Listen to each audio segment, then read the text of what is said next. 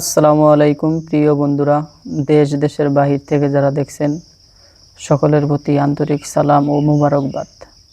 প্রিয় বন্ধুরা, যারা নিয়মিত ইসলামিক ভয়েস ভিডি চ্যানেলটি দেখেন, আপনারা সবাই জানেন এই চ্যানেলে শুধু কোরআন এবং হাদিসের আলোচনা, কখনো কোরআন তেলাওয়াত এগুলো আপনাদের মাঝে শেয়ার করা হয়। তো চ্যানেলে যারা নতুন ভিডিওটি দেখতেছেন তারা অবশ্যই চ্যানেলটি সাবস্ক্রাইব করবেন। ধন্যবাদ।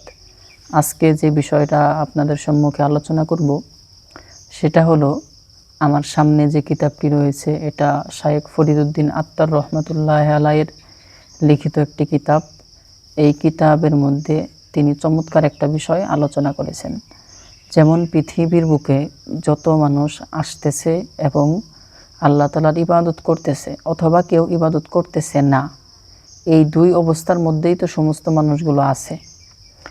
তাহলে এই পৃথিবীর মধ্যে প্রকৃত বুদ্ধিমানকে?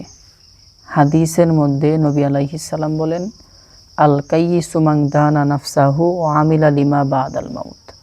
তোমাদের মধ্যে সবচেয়ে বুদ্ধিমান চালাক হলো ওই ব্যক্তি যে ব্যক্তি নিজের নফসের হিসাব রাখে এবং পরকালীন জীবনের জন্য আমলগুলো তৈয়ার করে, অর্থাৎ আমলগুলো সে গুছায়, নিজের নফসের সমালোচনা করে, অর্থাৎ অন্য মানুষের পিছনে সে পড়ে না।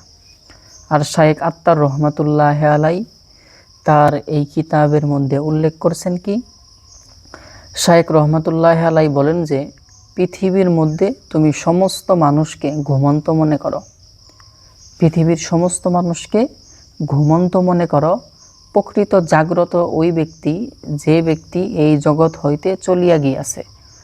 অর্থাৎ এই পৃথিবীর সমস্ত মানুষ কেমন যেন ঘুমন্ত, পৃথিবীর সমস্ত মানুষ কেমন যেন ঘুমের মধ্যে আছে।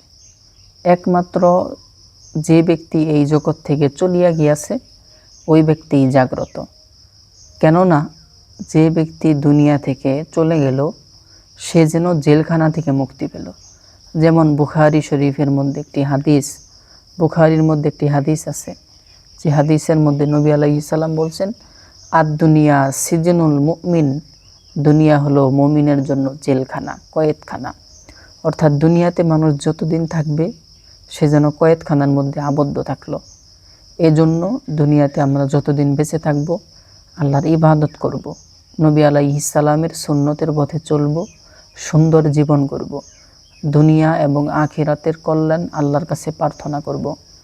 এছাড়া পরকালে জান্নাত আল্লাহ তাআলার কাছে প্রার্থনা করব।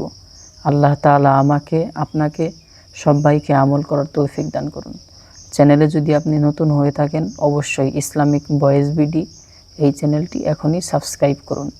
আর নিত্য নতুন ইসলামিক ভিডিও পেতে পরবর্তী ভিডিও আপনি কোন বিষয়ের উপর চান, কোন বিষয়ের আলোচনা শুনতে চান সেটা আপনি কমেন্টে বলেন। ধন্যবাদ।